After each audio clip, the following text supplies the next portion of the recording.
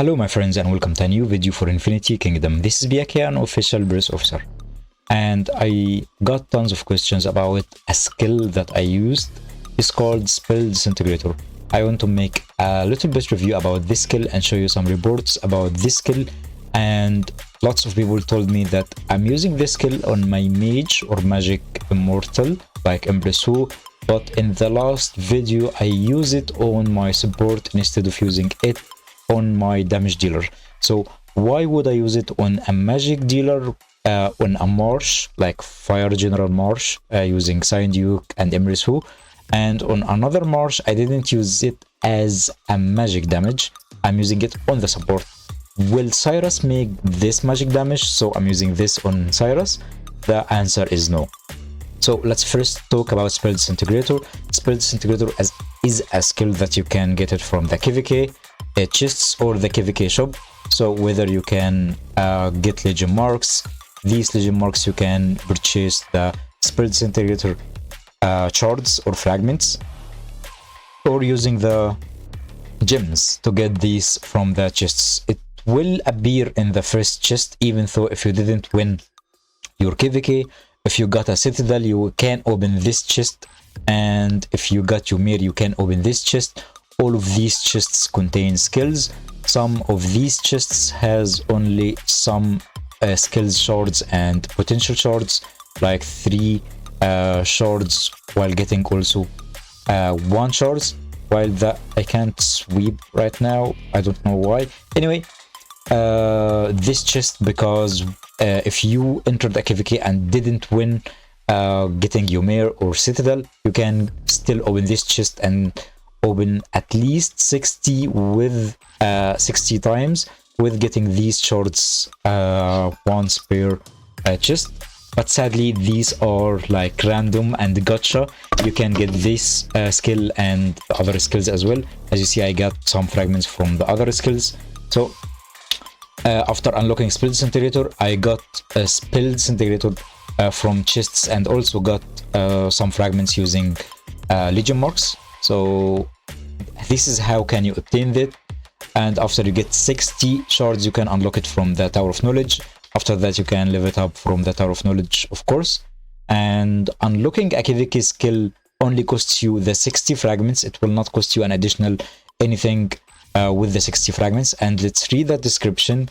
After the battle starts, every 3 seconds there is a 50% chance that 3 random enemy teams will take damage and the spell damage, and each damage can reduce the target magical defense 1500 of the target's level for 6 seconds.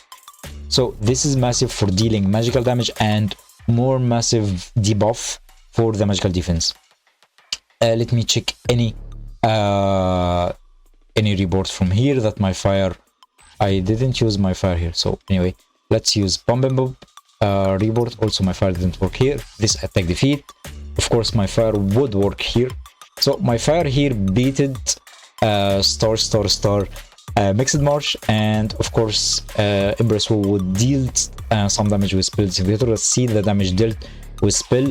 It's more than the damage dealt with Imperial Fire, and this is the main ultimate skill for Embrace, and also more damage than Death Breath.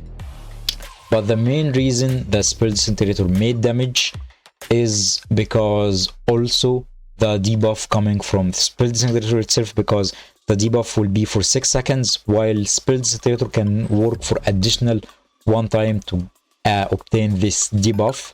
And also it will not also work for Spell Disintegrator alone. It will work for Chase, Imperial Fire and Death Breath, and any magical damage can my Fire Marsh provide, but the only magical damage is Embrace. So the skill here dealing damage on Embrace, and at the same time will have the enemy team have like a debuff. Let's check this marsh here, fire versus fire, but my fire was weak, so spell can deal as much damage as Death Breath and also as Chase, for example. So let's check versus the bosses. The video here I made about the bosses and the build, but now I'm showing you why I didn't use it on the bosses. Because Spell Disintegrator will target several targets. It has a low potential of damage. so only 125% damage, while lots of other skills, like for example Poison Thorn, will deal massive damage. The DOT damage rate is 100%, while the main damage from Spell Disintegrator is 125. So this is not a massive or good damage at all, but the reduced magical defense is massive. So I would benefit from other skill on Embrace Who. For example, I'm using Concentration, and this will provide me with 30% more magical damage. Poison Thorn will deal massive damage, while Chase will make me trigger when dealing critical damage with Imperial Fire, the ultimate skill for Embrace Who. So I'm having tons of magical damage, also a skill that depends on critical, so I need to do more criticals. On the normal elements or normal fights, I always fight 4 immortals. So Spell Disintegrator, if it was on Zenobia for example, it will target at least 3 of them. It will target 3 if all of 4 of them are alive. But versus bosses, there is only 1 target, so I'm not going to benefit from the skill 100%. I'm going to benefit like from third of the skill stats damage, only third, because it's going to target 3 random enemy teams.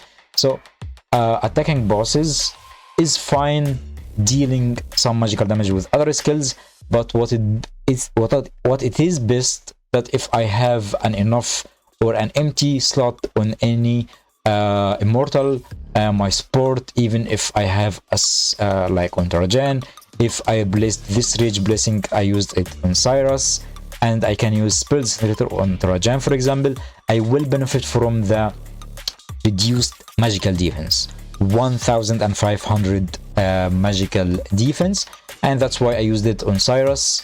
But on other marshes, I use it on the Mage or magical immortals. And that is my theory about this, and this is a quick review about Spell Disintegrator, how to obtain it, what is the best uses for normal marshes and versus bosses. Thank you all for watching, and have a wonderful day.